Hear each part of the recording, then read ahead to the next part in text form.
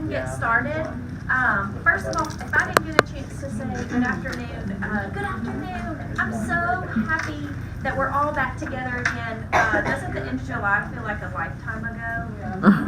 Employee orientation is like, it was like years ago. But we're here, and now the countdown is on to fall break. 16 days and counting. We can do it. We can make it. I'm really excited for our first quarterly district-wide meeting today. The whole purpose of this meeting is to help you on your tenure journey. And remember, your first year with GMSD, it's all about learning about the resources that GMSD has in place to help support you in your classroom. So today is all about technology. We've got Mason Grace, who is our Director of Technology, Curriculum side of Technology from the district office. And then we have Terry Schmidt here. He is a Curriculum Technology Trainer for Riverdale. And they've got some really great resources and tips and some strategies for you that you can take and use in your classroom tomorrow. But before we turn over the program to them, I'm going to actually turn it over to Shamira, and she's going to give you guys a team evaluation update, as well as if you have any questions about the Flex PD hours that you might need. Now's the time. We've got her here. We can ask her if you have any questions about any of that. And then the only thing that I need for you guys just to remember, after this meeting's over, if you could go back into My Learning Plan, there is an evaluation that is attached to this meeting. It's really quick. There's just like maybe 3 or 4 multiple choice questions about like what you thought about today's meeting. And then there's an opportunity for you to add a comment. We need your feedback. We want to tailor the upcoming quarterly meetings to help you. So if there's anything that you want to learn more about, if you could put that in your evaluation, that would be awesome. Shmar and I will look at it, and then we will adapt our future quarterly meetings based on what you guys need. And I know, oh, you know what? I have to brag about you guys too. Y'all, I looked at the sign-up sheet probably, I guess I checked it last Wednesday, and I was kind of expecting maybe, not everybody to sign up. Every single person signed up well in advance, so thank you so much for taking That's a big deal. I know. We'll hunt you down. That's one thing you might not know about me. I love to send emails, and I will have people come to your room to say, have you signed up yet for that Blue Chip meeting? So, but thank you all so much for going ahead and putting this on your calendar, making it a priority. That's exactly what we want you to do, and the expectation. That is an attendance expectation in our Blue Chip program too. So thank you so much. I really appreciate that. I'm bragging to the rest of the folks in HR a little bit too, because I was like, man, I need to send that reminder email out. But I'm going to turn it over to Shamira now, and she's going to talk to you a little bit about team and then the flex hours. Okay, I'm going to quickly just do a temperature check in the room. It can just listen to my voice. I don't want to see me. I'm trying to stay out the camera view. How are you all feeling about flex? Overwhelmed? We're okay? I'm struggling to get hours. Any category you feel that there just aren't enough offerings? State mandated? Okay, so let me explain that. Basically, there were a few small little faux pas that I heard happened. So some schools went ahead and did their suicide bullying training during in-service week, and that was one of the hours that we were going to count as one of your state mandated. Your school may have also offered ESL training. That's a state mandated training. So that would have been another hour that would have counted for you. Anything that is redelivered from the state as far as like science standards, that's another state offering. So if you see any of those, feel free to attend those. But if you're still missing a state hour, like just one, please email your principal and find out if there are any other opportunities that are going to come up between now and just say mid-October. If not, have them reach out to me and we can try to figure something out. If you're waiting on like building admin or your admin-led PD, those are coming. We just had to kind of give your admin team a little time to get everything settled. You have no idea. They're very overwhelmed and kind of stressed right now because evaluations, which we'll be talking about in just a second, they're waiting on levels of effectiveness to come back from the state, and they're still not in. And it is mid-September. the state is wrong for that. They're wrong. But I did get confirmation today that hopefully they'll be in by Friday, which means for all of you, evaluations will start probably next week, okay? So if you're feeling good about flex, we'll kind of transition over into our evaluations a little bit. Hey Shamar, I just wanted to ask too, if somebody needed a flex content or a flex team and it wasn't offered at their school, but they saw it being offered at another school, could they sign up for that? Yes, you can, and we've had a lot of that already happening this year, which is great. So now that team is about, or evaluations are about to start happening, usually the hour that a lot of people are in need of right now is team. Houston Middle is putting on a lot of team. Riverdale, I think, is putting on a few team sessions. They're actually having one right now. So feel free, if you look in MLP and you see a session that is not designated RES only, or DES only, or HSS only, feel free to go. They're open to anyone. Now, I will specify if it's only Dogwood specific. It'll say that, or it'll even say grade band specific. But if it doesn't, you're more than welcome to attend. We want you actually kind of networking with other teachers and getting a feel for what other schools are doing. So we encourage that. Okay? Good question. Yes. So, you mentioned suicide training. Yes. And during in-service. Yes. Because during in-service, we cannot count it. We cannot, because we are only counting flex After for hours. anything, yes, Okay. outside of your contracted time. Okay, remember, we have to earn the hours in order to have the hours off. Okay, so I do know that there were a couple schools that got into a little pickle with that, but we're going to try to work with. I know Dogwood, that was an issue, but we're going to try to figure that out. Okay, any other flex questions? All right, team. Okay. If you could just kind of skip over the first, let me go ahead and say this. I hate the way this stapled in the copier. I hate it. It bothers me. It's supposed to be this, but it didn't, and I couldn't. I'm sorry. I didn't do it this copy. What you see is a packet. This is the professional development template that I've been talking about since August, or really July. This is how you will document your flex hours. This is also your professional development plan. So when you are called into your the principal's meeting, the principal's office, you will bring this with you, and you all together will fill out your professional goals for the year. You'll talk about what some of their goals are for you, and on the back, this is where you and how you will log your hours. This is just your paper copy. It should be sent to you electronically, okay? So you can just type everything in. It looks a lot better, but if you are, like I have some friends who are like, I don't want to type it, I just want to write it down. I just want a piece of paper. You will also have a piece of paper, so you can keep a copy for yourself. I just wanted you to have it in case you didn't have it. Any questions about the plan? Okay. So, what you see in front of you is our proposed. And I say proposed because we've had to switch a few things up because all of our data is not back. Okay? Normally, how many of you in here are professional teaching license? You have a professional teaching license. Okay, so most of you are practitioner. Okay, so I'm going to talk to my professional people first, and then I'll switch over to our practitioner people. Okay, so this tracker is basically divided in half.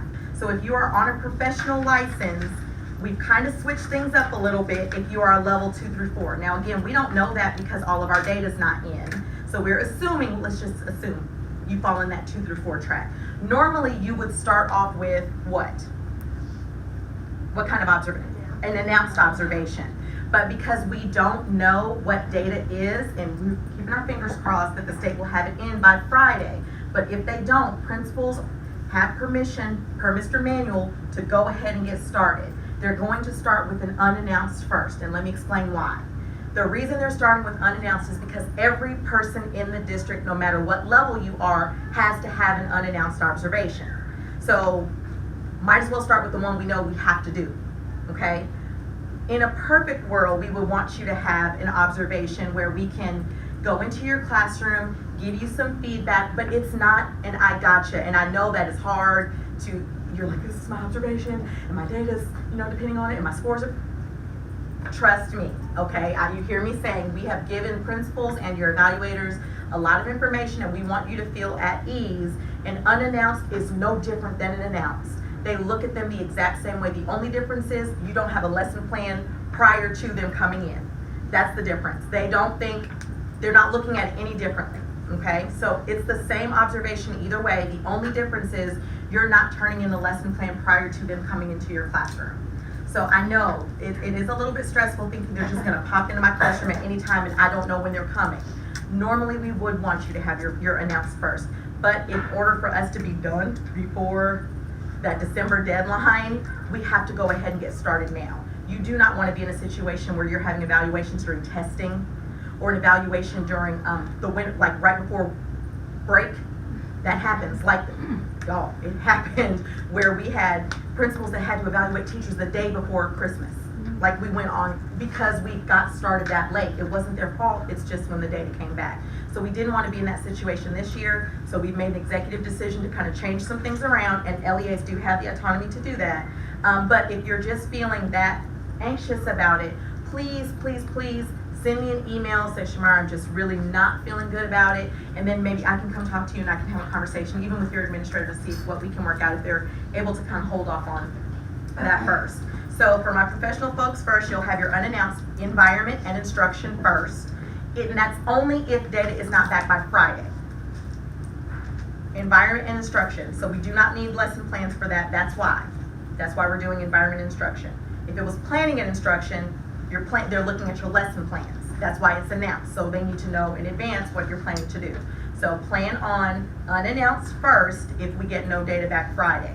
Now, if the data comes back Friday, they're gonna flip it, and I'll redo this and send out a new one, and we're gonna go with the way it's supposed to be with your announced first, and then second semester you'll have your unannounced. So fingers crossed, let's pray. If y'all are praying people, go ahead and send a few up, that you get them, we get that data on Friday, okay? Okay, difference is for level 2 through 4 track, you have an announced observation in the spring, you're supposed to have one in the fall, and then an unannounced in the spring.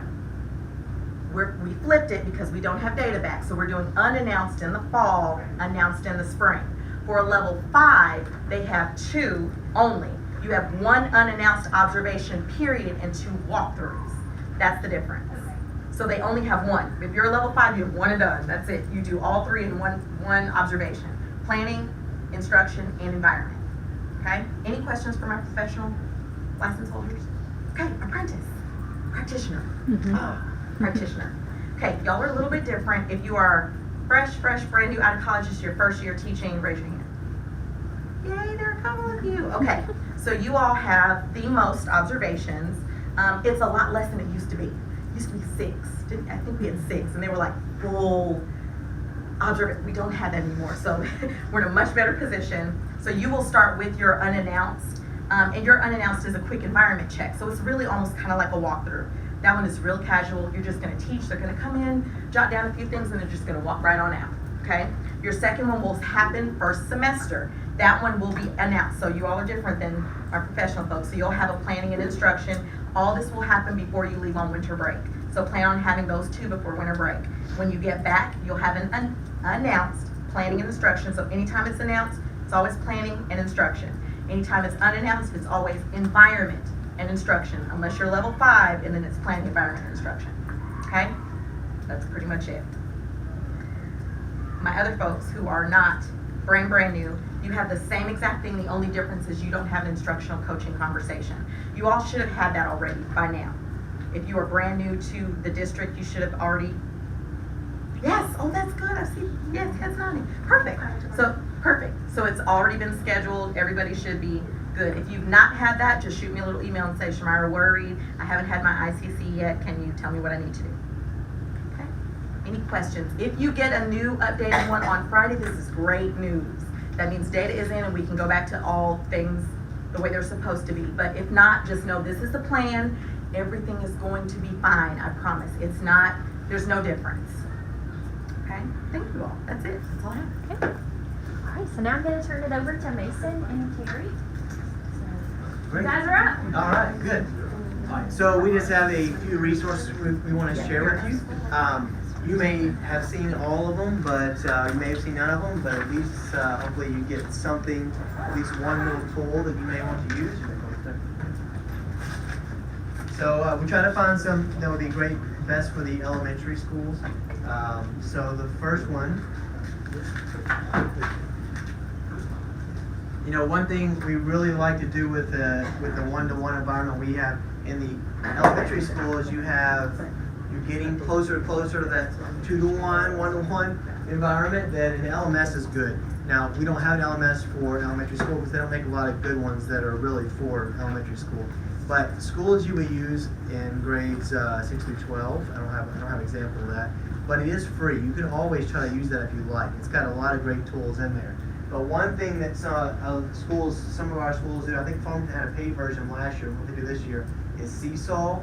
It works really well because you can start putting the work of the students, like they just kind of take their iPad, take a picture of it or a video of it, and post it on there for the teacher, and even the parents can see this. So you kind of tie the parent to each student, and so they can go see their own students' work. They can't see everybody, it's just who they have access to. So just some examples in here. There's just one teacher. I think Chatterpix is one that he's going to show you in a minute. So that's you know, I have that inside. It's like a book review. Maybe they can talk over a book review. So a good example there. And it even tells you, I know this girl and her mom is Elizabeth, so it tells you that her mom has looked at this, tells you when the parents seen it. And you can even do like a video of math problems and talk through it. It's a picture. It comes up. 722 times 21. First, times 1 times 2. So obviously they're doing this probably in class all at once, so you will hear some background noise, but you can kind of see. So they're being able to show the work of math and talk through it and turn it into you, and so you can use that as a little check for understanding or even take a grade with it. I'm just doing you quick shots of these softwares. If you want like a little more in depth, then you talk to your CTT and they'll go in, they'll help you set up rosters and really show you how to sign up and get into it. So I'm just kind of giving you some ideas of what you can do in the classroom. Another one is, let's see which one I have here. I have quizzes. Quizzes is another one for just some little form of assessment. So if you kind of want to make some quizzes in here, and you can search for topics. There's a lot of different topics in here. You can see mathematics, English, and on this one, so if I go to the maths quiz that's already in here, you can make your own, or you can use the one that's in here. I see a live game. So they just let's see.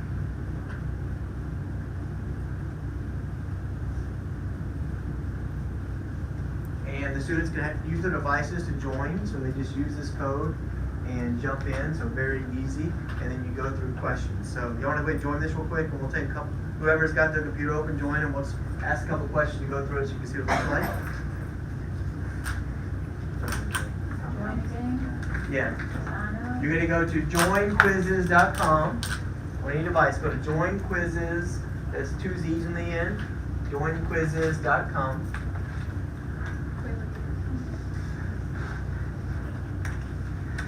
You can make up a name. You can do Mickey Mouse, thumbs up. Something's appropriate. Yeah. Fortnite. So, yeah. All right, I got one. Oh, it didn't work. Come on. Got 2. Literally, you said it as You get one more and I'll stop. Let's get a 4th. 4, 2. I'll take 2. What is it? Q-I-Z. Nobody else? Everybody's scared? C-I-Z-Z. Yes. Beach Hill was first. That's right. Yeah. Already first place. Yeah. There we go. All right, we got 4. All right, so I'm gonna. No, I'm in. It's too late. All right.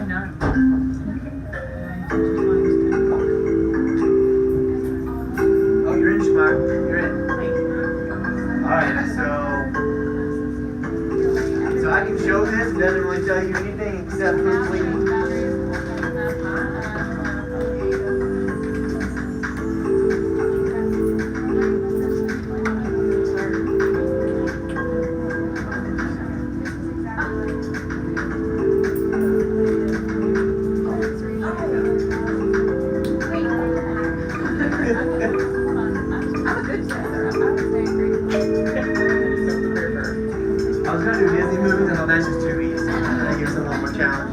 What?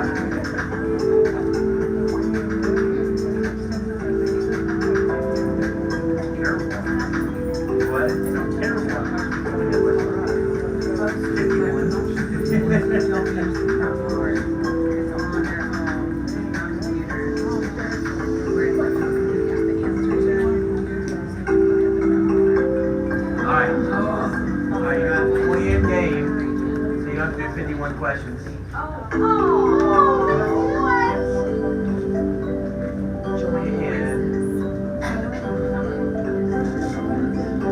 So it gives you who got first place. Good job, Donna. You Were Jake. you geography teacher? Now, of course, you probably wouldn't show all this data up there, but it kind of tells you what questions each person got wrong or right. You can go through the questions and see how many got each one correct. So it kind of gives you an idea, you know, if you have half your class that missed it, then maybe you need to go over that question again. So you can kind of, you don't have much data here because these questions are out of order and y'all may not have done the same questions at the same time. So, but if I take the whole thing, you can see you'll get a little more data involved. So, anyways, something that's kind of fun, something that'll keep them a little competitive, but you also get some good data and help you design your lessons. All right, Flipgrid. Anybody use Flipgrid yet? Flipgrid. Anybody use that yet? Okay, so Ashley's real big into this yet right now, so it's her Flipgrid. So this is something where you can actually put up a question and they'll answer by doing a video. It's a video answer. Again, only you see it, but you can kind of see like this one. So this is your question. Share your favorite way to integrate technology in the classroom. What is your go-to right now? You don't really have one, what is hindering you. So, any of you in here right now? Can we got that? Please don't. Can I show this? No? No, it's like from the summer. No, Okay, alright, again, I don't have permission. No. We'll do it, Cash. Show Joan. Cassidy. I give permission on her behalf for co-teachers. Yeah. Okay. My favorite way to integrate technology in the classroom is through Seesaw, where they can upload videos and comments and responses to discussions, the same way Flipgrid does. Alright, so you can create a topic and they can actually respond on each other's answers too, if you want to allow that. So, I don't have a favorite, but the thing about it will be getting playing music and I'll be able to integrate that. and you can actually put little stickers and badges on them, so when you're creating the videos, you can put little stickers on there and have a little fun with it. The kids can when they're doing it. And so this is, it just changed how you sign up, so it may be a little more difficult. Before, it was kind of like Quiz Is, where you just put up the game and they had to log into the code. But now, actually, I think they have to where you can enter all your rosters through Office 365. So they should all have an Office 365 account 3rd grade and up. Not necessarily email, but they have the account where they can sign in. We haven't tested it. We just saw it today. It just changed it. So we haven't tested to see if it has a similar confirmation email. We got to check on that. But you can upload a roster. So if you just type out a roster and upload it, you can do that as well. So Flipgrid, and this one, there are a lot of cards that are already created in here for you again, or you can just create your own. If I go over here to, there you go. It gives you, if you have, this is how you can put your code in. Put your code in the QR code. All right, and then I'll turn over to Jerry. He's got a few resources for you too.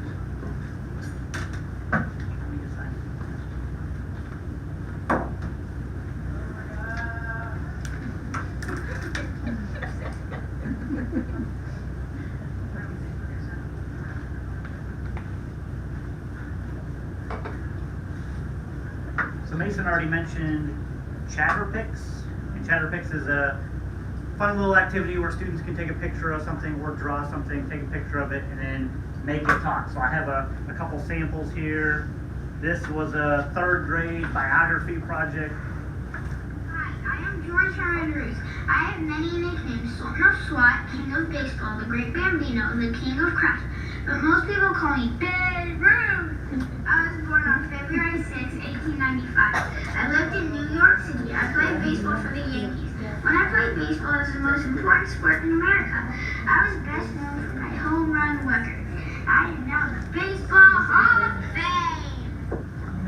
So they read the book, then they wrote a little story, but instead of turning in the paper, they could turn in Is this an app? a little video. or It is, and I'm gonna show you that in just a second. It is, Chatterpix or Chatter Kid. This is a kindergartner. Now she drew the little George Washington here. They did a little president's activity. We did learn that the kids, drew a smiley face, and in Chatterpix you draw a straight line for the mouth. So we learned that you probably just shouldn't draw a mouth here. I'm gonna turn her up. She's a little quieter.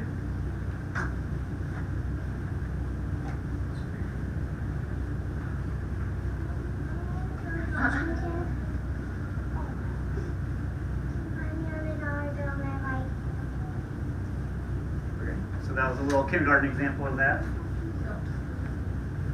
I wish I had one for Mr. Mangus over that. Yeah, that'd be fun. So this is the app.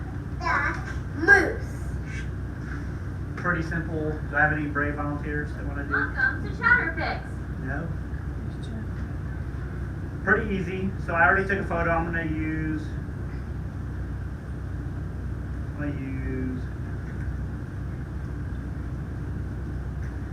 Pancho's cheese dip. Okay, so obviously they could just pull a book off the bookshelf. They could do a book talk. You just draw a straight line and you can chat. You can take a picture of a friend. Here's Pancho's. Anybody brave want to do a little 30-second narration? I'll do it. Okay, all right, so we already have the picture. We hit next, and then just follow the directions. Super simple. Okay. All right. So you just draw a line wherever you want the line, and then you hit the record. Oh. 3, 2, 1, go. Hola, mi amigos. I am Pancho, and I make awesome cheese for your salsa and chips. And I was born in 1954, and I'm awesome. There we go. I love it. Oh, darn. Let's try that again. Did you hit play? Hola, mi amigos. I am Pancho. Right there. So you see, it's pretty simple to use, but it's great for, like I said, book reviews, biographies, anytime you want a child to present and you don't have time to pull everyone up to the front of the class, things like that. I'm going to switch over to my other device.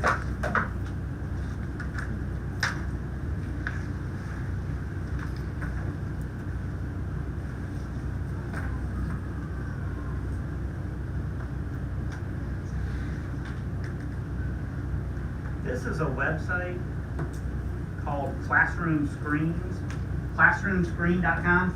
You can use it on the iPad or the computer, and you can, so it just has a background going. You can change that background to whatever you like. Let's say you're studying New York or geography, you want to put Statue of Liberty up there. It's got a lot of cool backgrounds, you can do that. These buttons down here are just some helpful tools for teachers. Go through them real quickly. We have a name generator, random picker, so I put everybody's name from the list over there. So if I just choose a random name to call on, there's Chelsea. I'm gonna go ahead and call on her. Next time I'll call on Mary. So that's kind of helpful. And also, you can choose numbers. So you can have single dice, double dice, roll it. And then there's number 3.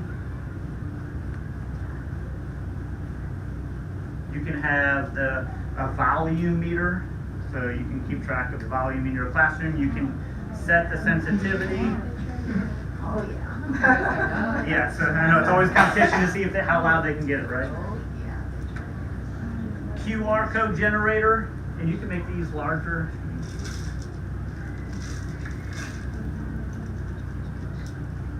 So I'm projecting here. This was pretty cool because if you just type in a website, then your children can come up with their QR reader from their iPad and just take a screenshot of it, and they would go to that website. Here's my favorite. So as soon as I hit enter, you see it changes. If you were to, scan that, it would take you right to ESPN.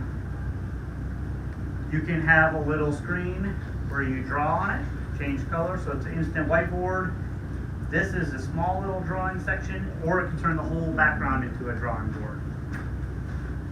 And then there's also some backgrounds here. What is this called again? It is classroomscreen.com. Thank you.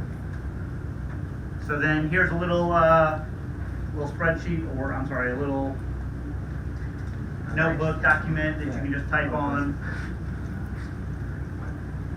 I kind of like these for when you're doing like group activities. So if it's time to work with your neighbor, you could have that going. And then when it's time, or they're getting too loud, maybe it's time to just go ahead and whisper. And then when there's silence. So it's good visual identification of what mode you're in the classroom. There's also your stoplight, if you need that. You can have a timer, you can have a clock. So you can have a lot of these tools open at the same time and use them simultaneously. So what? Oh, yeah. Thank you. And this is new. We just discovered this the other day. Is they also, over on the bottom right, had an exit ticket. And so you can type a question up there, just leave your computer setting aside, so when they go to leave your class, they can come up here and just vote, and it counts the votes. Yeah, I'm assuming if you have an interactive board, they can just walk across the room and touch it out. And then I want to show the results, so then we can kind of gauge quick little exit ticket understanding there. So those are some neat little tools that they built for teachers. I do want to show you on all of your websites, the Riverdale website, Farmington, and Dogwood, if you were to scroll down and you find what is called the Symbaloo Page. Is anybody familiar with Symbaloo? Okay, you guys have all been on your school Symbaloo. So I created these so that we had consistent bookmarks for all the schools. When I first got here 3 or 4 years ago, we had the AR bookmark on all the computers, but there was like a dozen of them, and 10 of them were wrong and 2 of them were right, so the students were always going through. So we kind of put this together so that every time they go to AR, it's going to be the correct one. We manage it so that they're all live and active. On this homepage, these are all district or school-sponsored websites. But if you have particular websites that you want to use for your class, you can email me or email your CTT, and I'll drop them into these categories. So then the students can go to, let's say, 2nd and 3rd grade, and they'll have websites in here that just pertain to that grade level. Okay? And again, that's just kind of convenience for you. If you, instead of having the students type in a long website, we can just put a little link up here. Any questions about that? Let's see. You guys need a device in just a moment, so we're going to play a game. But I did want to show you something else. A lot of times when I'm in the classroom helping teachers, and I know administration has talked to me that when they're in there doing observations, a lot of teachers have notifications that pop up. So when you get an email, sometimes you get like a little window that pops up, and you know, you can see who it's from. You can even see like the first couple sentences of the email, right? So I'm going to show you how to turn those off if you want to, which I recommend you do. And then also your text messages, they usually pop up, right? And knowing my friends, I don't want my friends' messages to pop up on my screen when I'm presenting. So if you click on the apple in the top corner and you go to System Preferences, sorry, I did that a little quickly. System Preferences, and then you're going to see a button that says Notifications right up here on top. And when we click on Notifications, you can find Outlook and Messages. So you can see on my messages, I have it turned off to none. I left the badge icon on there because that'll tell me down here, it'll give me a number, right? Number 2 or 3 if I have some text messages, so I can check them whenever I want to. But they're not going to pop up on my screen. And then also in Outlook, so I have that turned off, so it's not going to come up on my screen, but it does give me the little badge icon if I have some emails.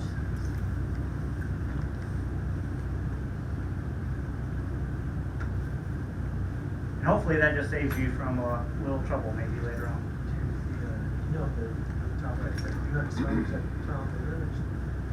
The do not disturb does turn it off, but then if you ever want it where you do have badges or something else on, then you have to turn it back on. So it's, yes, you can do that. Which one is it? Okay, all the way over to the far right where you see those 3 lines, you can click right there. Nope, that's not it. It's right, notifications. Oh, here it is, notifications. I didn't see it. And then you can put your do not disturb on there. Temporarily take off 12 notifications. Which would be great for those drop-ins. Yes. Yeah, all those unannounced that are starting next week, Unannounced, yes. maybe. All right, so if you have your device ready, we're gonna play a little Kahoot game. If you go to a website, kahoot.it, so it'd be kahoot.it. Has anybody used Kahoot in their classroom? Okay, a couple of you have. Kahoot's awesome. The kids get fired up, they're excited. It's a game show style activity, formative assessment that you can use. So is everybody there? I'm going to use classic style. It's going to give you a game pin. There's your game pin.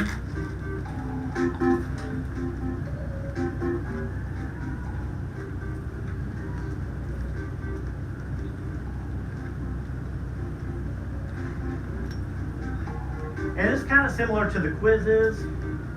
I don't know, on quizzes, if someone puts an inappropriate name on here, all you have to do is click on the name and it kicks the person out of the game. So, I'm going to go ahead and kick Mason out. So there I kicked him out. He had an inappropriate name on there, I just kicked him out. So now it's his choice. He can give an appropriate name, or I'm going to tell him he can't play the game at all. There's only 10 questions here, so we'll play the full game. And this is going to be, are you smarter than a 5th grader? Is that everybody? Are we waiting on everybody? Good? And if you haven't ever played before, it's going to give us a question, and then it's going to give us some shapes, colored shapes as an answer, and then on your device, you have to click those colored shapes as your answer. Good? Yes. I have a voice and stuff. Can this be used on iPads? Like Yes. when we do sewing laptops? You can use it on iPads also. You ready?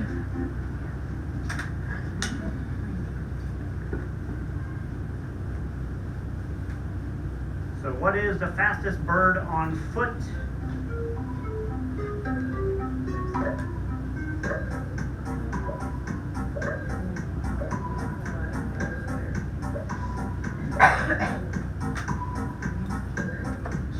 And so with this, you can add your own images, your own questions. Okay, good. Okay, Jay's in the lead. And the faster you choose the answer, the more points you get.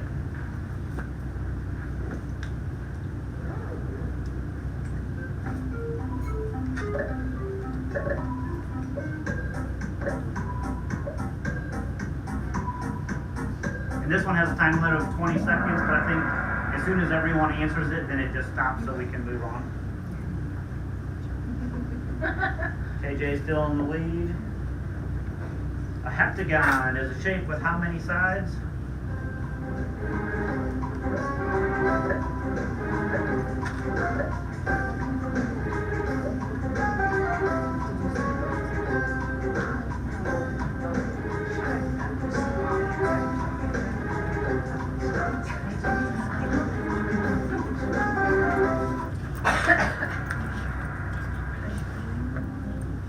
And I know a lot of teachers, they have the students create these quizzes and then they take them as practice before they actually take the quiz or test. Sam took the lead. How long is one regular term for a U.S. representative? 2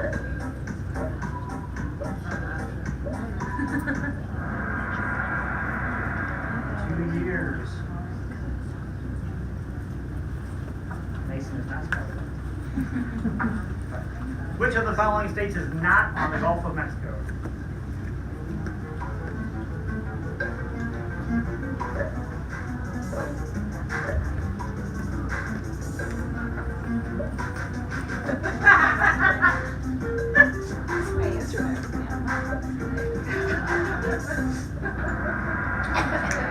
Georgia. Ashton took the lead. Which of the following states is not part of the Four Corners?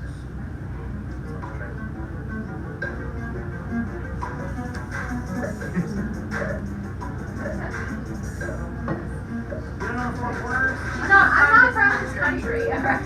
Where are you from? Kenya. I should probably know that just on the t-shirt, but you know. I'm from this country, I don't know. That makes me You don't know the Four Corners? No. Okay. Alright, Nevada was not part of it. Two people got it. Colorado would be the other one, right? Yeah, what is America? Colorado. Full grocery. Where they say, yeah. Yeah, but there's 4 of them, so the other one that's not on the list would be Colorado. Who's the first person to step foot on the moon?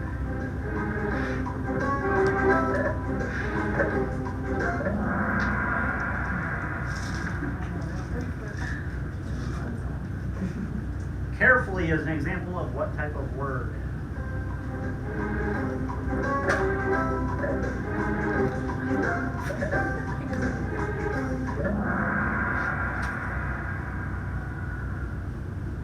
Math teachers got that wrong. All math teachers. 2 yardsticks and a ruler lined up end to end. Well, how many feet?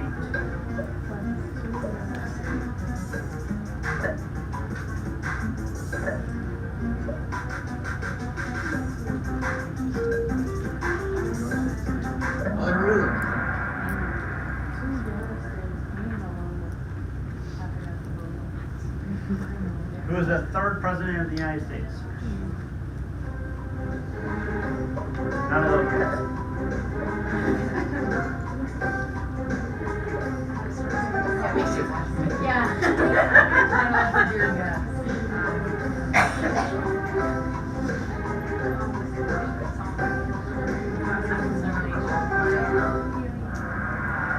So the cool thing about Kahoot also is there's a bunch of public quizzes, and this was a public quiz that I had duplicated, copied as my own. But this question was actually George Washington, who was the first president, and I thought that was too easy, so I changed it, made it a little harder. And then here's our top 3 winners.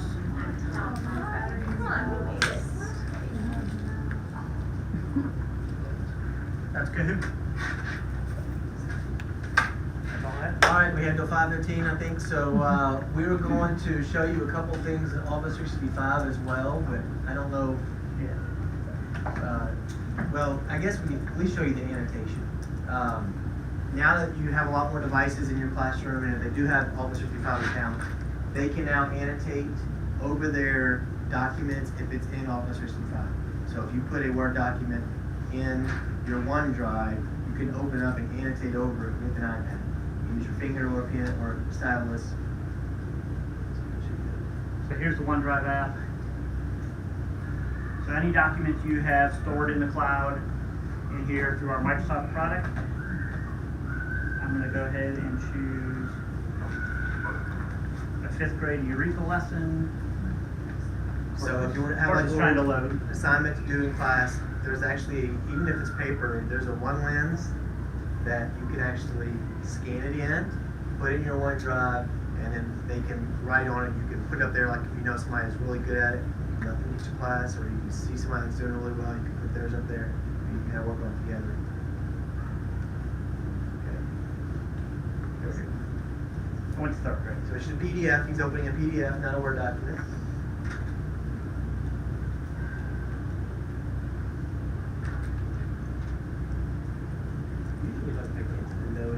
Loading.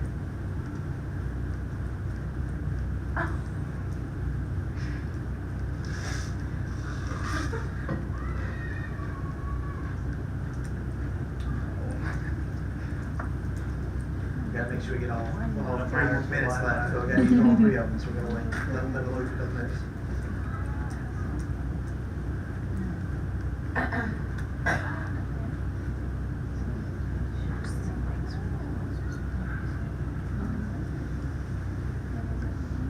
Did you ever see my name up there? No, I didn't see your. Back up here. See that video back up here? You got it. If you haven't, you got it. It's layers. Back up there, yes. Yes, yeah. Okay, usually does not take this long, so I'm sorry about that. This is when technology fails.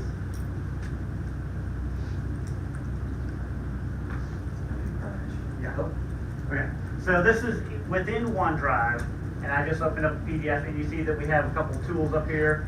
If I click on the pencil, it's going to give me all of these annotation tools, which is pretty cool. So I could go ahead and type right on the screen. I think. I'm working too fast.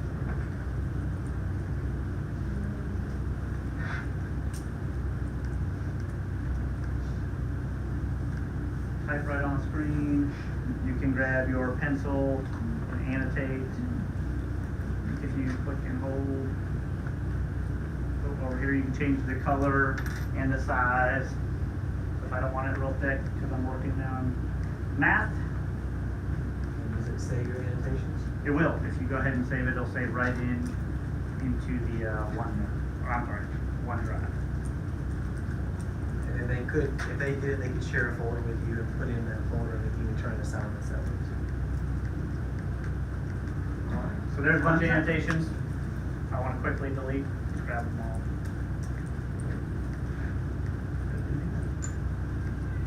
We're done. Great. Thank you guys so much. Thank you. Hey, if you liked some of the technology resources that you heard about today, feel free to reach out to your curriculum technology trainer at your school. Terry's at Riverdale, Ashley Smith is at Dogwood and Farmington. And so their job is to help collaborate with you guys to incorporate some of these resources in your lessons. So use them. They are one of just the many supports that we have here in GMSD. So thank you guys so much for your time and attention today. Have a wonderful night. Don't forget to go back into my learning plan tomorrow or the next time you have just a couple minutes to do that survey. And then we will go ahead and give you credit. If you can use this for a technology or a choice hour, whichever one you need for your Flex PD. And yeah, so we'll see you guys soon. So thanks again, everybody. Talk to you later. Bye.